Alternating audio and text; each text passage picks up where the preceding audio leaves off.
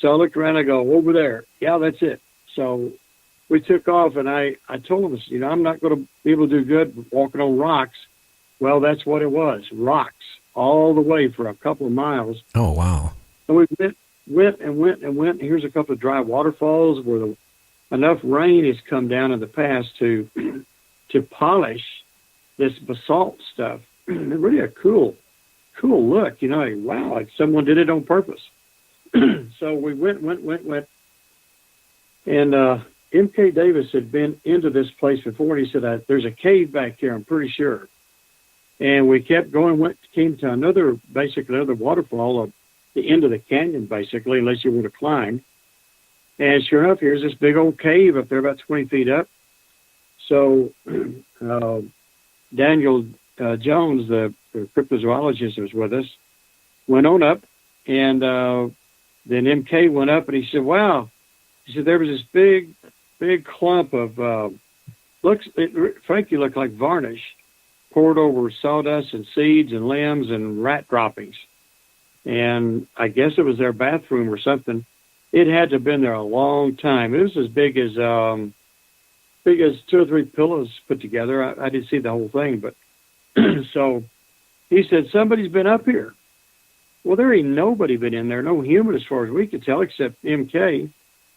And somebody's broke up this pile of stuff up here. So we got a little chunk. He threw it down. We took a look at it, and it was lighter than wood, but it was pretty consolidated, like it had been varnished together. Strange stuff. And who in the world would break it, and how could they break it? So, okay, that's weird. I was standing around down at the bottom and looking around, just seeing what was around there. And I took a photograph of this limb about 4 or 5 feet long and about 3/4 inch at the base that had just been pulled off a tree and laid on the ground. Didn't think much of it at the time, but I thought enough of it to take a picture. Well, I realized later there are no trees in here like that. That thing had to be brought in here, and it was tough enough or big enough that an average man wouldn't have gone to the trouble to break the thing off. It just wouldn't make any sense. There'd be no reason why they would do that we could think of. And why would it be way back up here in the end of this canyon? Well, here's this cave, and who broke up that pile of stuff? Well, don't know. We didn't see it.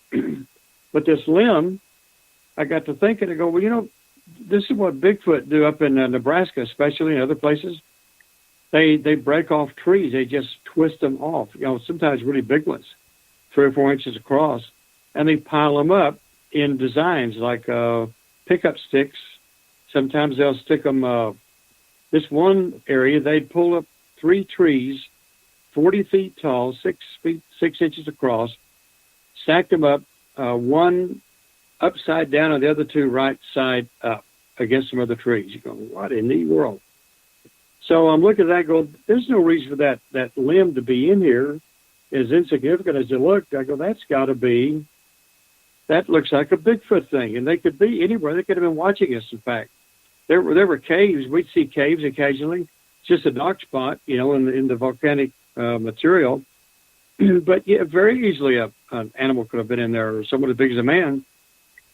The fellows went on up to the, I guess, almost to the top, came across another cave that they didn't know anything about. I don't know if anybody did.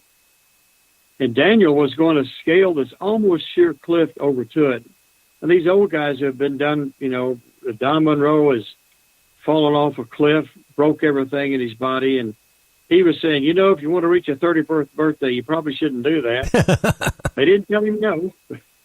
So he was edging over there. He got over close enough to see inside the cave. He said, there's something in there. And plenty big enough for a Bigfoot. And a Bigfoot could have gotten in there probably to the top. I mean, were they? We don't know. We wish at that point we'd had an arm and a camera to maybe stick it in there and see if we could see anything. But good grief, who knows what's in there? So they really wanted to go back and see what was in there. What is there? Someone made a nest? Is there some body in there? Is it a Bigfoot house?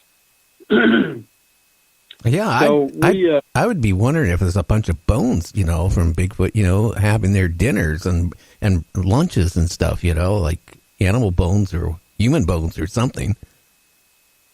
well, there's a guy came in my museum here a few months ago, and something said about Bigfoot. Everybody's talking about it, and he said, "Well, I was out there in New Mexico, and I saw this little hill with trees growing up around it, almost like his own purpose." He said, I went over to it, and there's just piles of bones all over the thing. He said, I got freaked out and left. Another friend of mine that's a Bigfooter up in Oklahoma, he says they found quite a few places where there'll be just deer bones and other things like that scattered all around in a particular area. He said it couldn't be hunters because they leave the heads. There wouldn't be any trophy hunter. And it says it's just odd. There's nothing else would do that. Dogs don't do that. Coyotes, wolves, they'll take them to their den maybe, but they don't go pile them up somewhere with heads and all that stuff. So that's just another one of those strange things that apparently they do.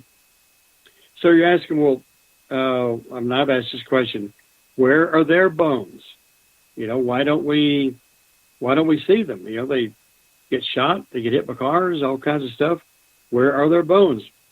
I asked a top Bigfooter about 25 years ago. I said the same question, and he said, "Well, they apparently dispose of their dead." What do you mean, they eat them? I said, "Yeah, apparently so. So there's nothing left." And I don't know if I mentioned last time, but you know how they discovered why you don't find much of their droppings, much of their scat? Do you know why? No, why don't we? Well, somehow these guys found something or whatever, but apparently they do their bathroom on a rock, and then they throw the rock really hard, and it just scatters everything. And so it's really hard to find their droppings, although they have occasionally found some. So that is another one of the intelligent things these things do, as well as their Chinese-sounding language. Oh, yeah, because, Ron has been on my show, and I played some of his audio clips, and I'll tell you, that it sounds like they got a language, let alone, I don't know. I commend you guys at your guys' age going out and doing this with the heat and everything else and the snakes and all this stuff. I wouldn't do it at my age anymore. Plus, after my experience of running into Bigfoot in the early 2000s, I won't even go anywhere near the woods, and let alone, I never thought they would be where you guys were at. Well, this canyon was so barren, except these really cool cactus are about as big as a dodgeball, 5 or 6 of them in a circle. Go, wow, that's weird. And other little cactus and things. You get down to the ground, see quite a bit of stuff. These strange flowers, just a big stem comes out and the bulb on it, and then another stem and maybe a little flower finally. It's really odd. It looked like something on the moon or something. But so we're out here, and I said, this is so desolate. There is nothing out here. Well, the Bigfoot, they go where water is. They hang out where water is. And there was water not too far from this place, nothing we could use. And they like trees, and there's not many trees in here, but there are caves. They apparently prefer caves. In fact, Don Monroe, I don't know when this happened, but sometime in the past, he was telling, but he went into a cave, and he said, man, I know that thing was right around the corner on the edge of this cave. He got freaked out and backed out and left. I don't know, man. They're so strange. And I wanted to find out. I thought, I got to go, if there's something out there, then I got to go. These guys are going to go. I got to go too. So, we did that. When I came back, I didn't tell you about the thing back here in Texas. Did I mention last time we talked, I did my conference in October on Bigfoot, Sasquatch, Mothman, giants, chupacabra, all that stuff. One of the videos I showed was of a cowboy named Cecil, And I videotaped him in the hospital. He's in the hospital for nearly 2 years. Recently, he got out, was able to walk, get back, walking. I said, man, take me out there to that place near Matador, Texas, where you guys saw this Bigfoot. And he tried to describe it to me. He said, well, it's whitish, kind of a shimmery sort of color, kind of white, and about 8 feet tall. And they encountered him twice. Their mother saw him another time. So we got on the ranch, walked quite a ways past a tank and a little man-made lake, a little pond. And, man, it's just luscious growth everywhere. And then we got to this grove of trees. And heck, you could have a herd of elephants in there. Nobody would know it.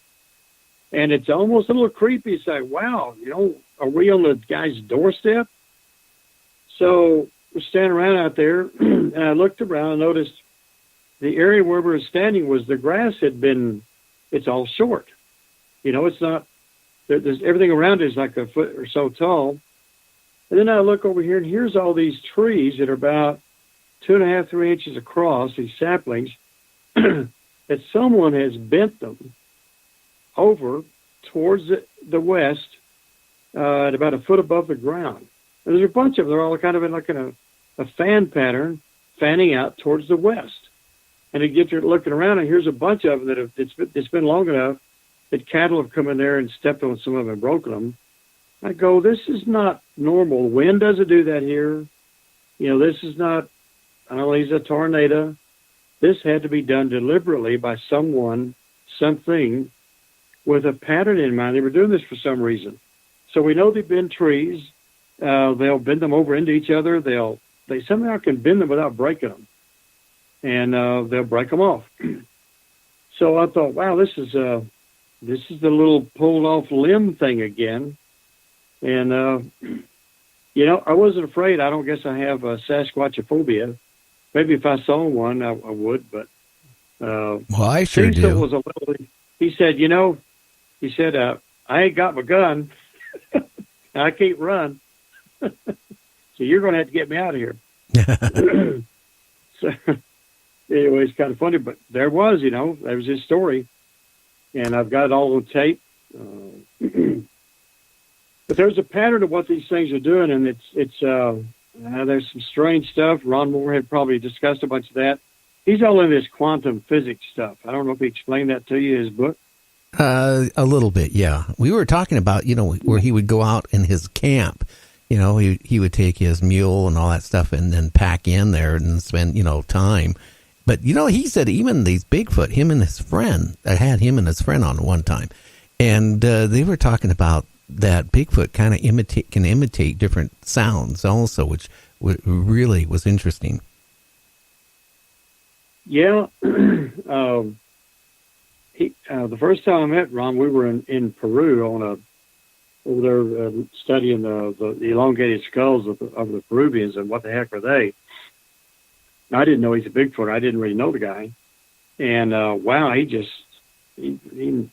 really was shocking, the stuff he was telling me about the DNA and all that. And then, but this last time we were together at a conference up in Nebraska, he gave me a copy of his book on the quantum physics aspect that he believes is what Bigfoot uses, or at least some of them. I don't know. I'm reading it. It's hard to read because it's pretty scientific. It's a lot of deep thinking and all that. But, I'm going to get through it and try to understand what he's saying. What he's trying to do is explain how can they disappear. You're thinking, well, they don't really disappear. That'd be a demon or a spirit or an angel or something like that. He says he has seen it himself.